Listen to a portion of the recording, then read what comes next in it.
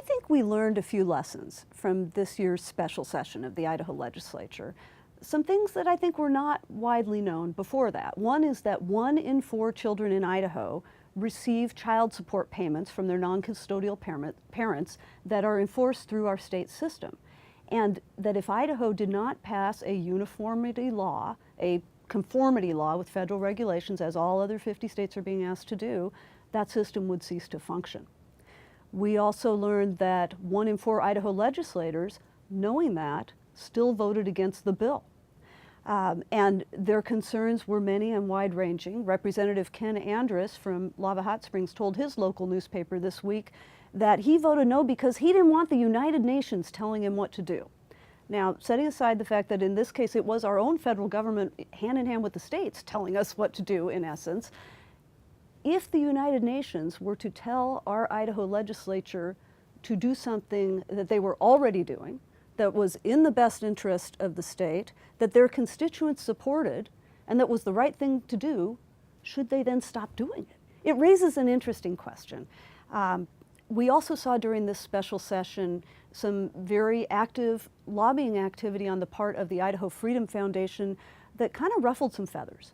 And that organization may well have overstepped. One of their policy analysts, Parrish Miller, was extremely outspoken leading up to the special session about how terrible it was that there would be a special session, that Idaho would consider passing this uniform law, even sending out on Twitter some rather crude messages aimed at Governor Otter for going along with this, and also taking some philosophical positions such as suggesting that government really has no business forcing parents to, say, keep their kids alive.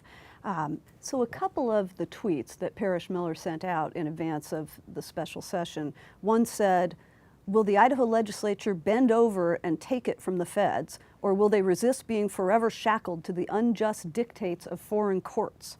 Another one said, "The once, quote, libertarian Otter has called a special session of the Idaho legislature on May 18th to coerce Idaho courts into enforcing foreign court orders."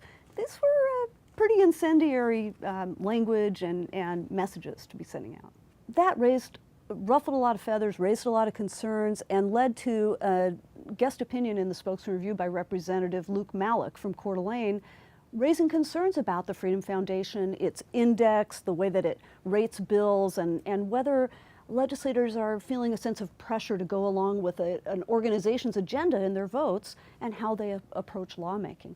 That brought back a very strong reaction from the president of the foundation itself, Wayne Hoffman, who wrote not 1 but 2 columns directly attacking Representative Malek, the second one impugning his integrity and saying that he doesn't trust him.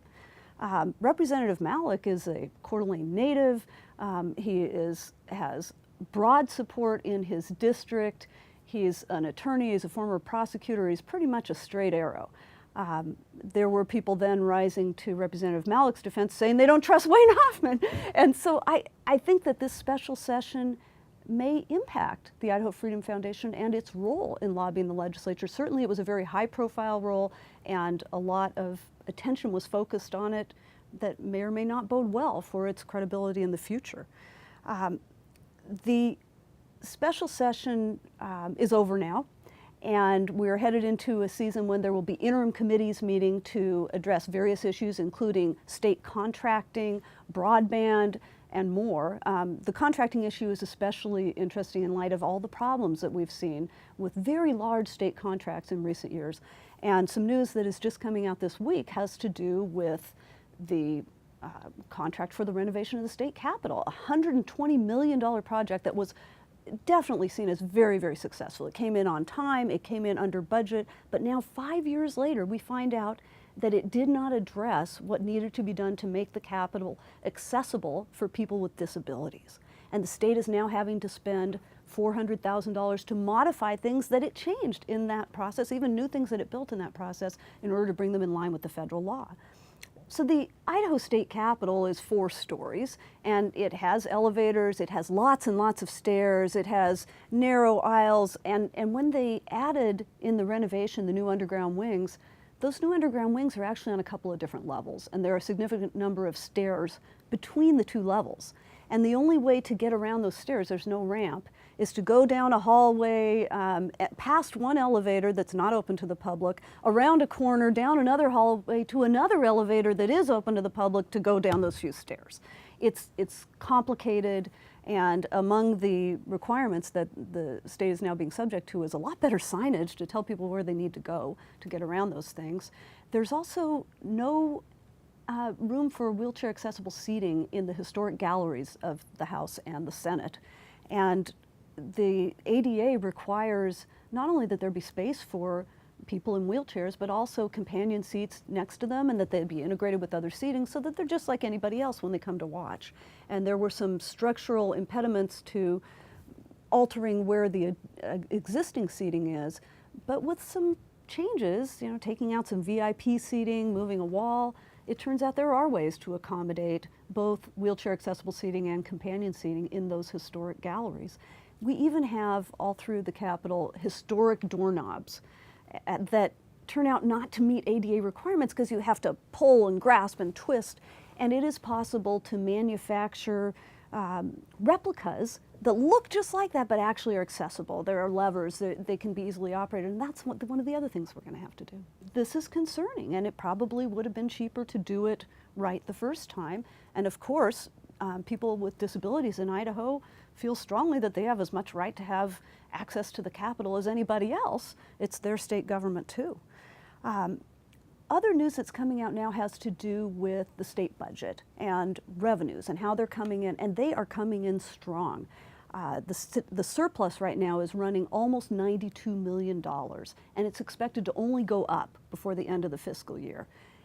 At this point, it looks like, even if it doesn't go up any more than where it is now, in addition to the $95 million that the legislature approved for transportation improvements, there will be another $45 million or more on top of that from the surplus eliminator provision that they added. Now, an equal amount, another $45 million, would go to the Budget Stabilization Fund, the state savings account, and added to the other automatic deposits and so forth to that fund, we would be putting more than $72 million into the rainy day account and half as much to transportation. That might raise some eyebrows. That might generate some debate when the legislators come back in January, and at that point they'll have to decide how much they want to spend on transportation. We are also entering a political season, and this week we saw our own 1st District Congressman Raul Labrador sign on with the Rand Paul for President campaign and start campaigning across Idaho for Rand Paul, and I think we're going to see a lot more political stuff coming our way. And as we move into the summer, you can keep up with everything by reading my blog, Eye on Boise, at www.spokesman.com/Boise.